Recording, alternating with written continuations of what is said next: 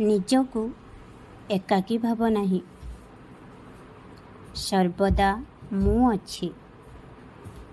ଏହା ତ ତୁମେ ଜାଣିଛ, କିନ୍ତୁ ତୁମେ କହୁଛ କି ବାବା, ମୋର ମଧ୍ୟ ଏପରି ଜଣେ ଦରକାର, ଯିଏ ମୋ ସହ କଥା ହେବ, ଯାହା ସହିତ ମୁଁ ମୋ ମନକୁ ହାଲୁକା କରିପାରିବି, ହସିପାରିବି ଏବଂ କଥା ହୋଇପାରିବି।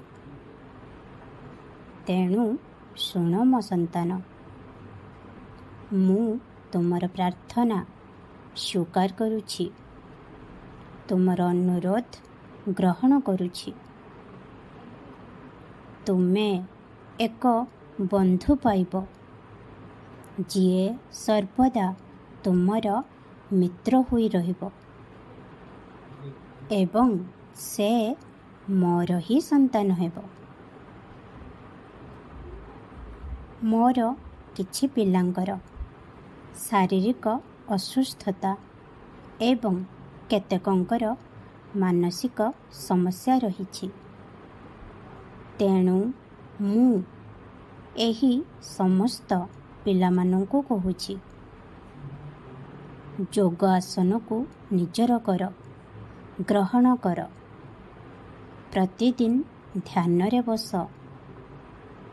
ତୁମର ପ୍ରତ୍ୟେକ ସମସ୍ୟା 3 ମାସ ମଧ୍ୟରେ ସମାଧାନ ହେବ, ଯଦି ତୁମେ ଯୋଗ କର ଏବଂ ପ୍ରତିଦିନ ଧ୍ୟାନରେ ବସ।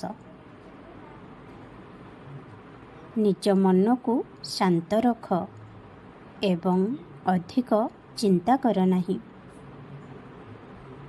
ଯେତେବେଳେ ଲାଗୁଛି କି ମନ ବିଚଳିତ ହେଉଛି, ତେବେ ସାଇ ସାଇ ଜପ କର, ତୁମକୁ ଶାନ୍ତି ମିଳିବ।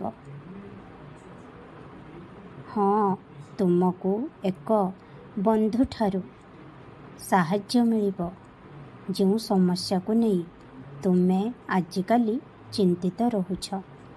ଖୁସିରେ ରୁହ। ଓମ୍ ସାଇ ରାମ, ଜୟ ସାଇ ରାମ।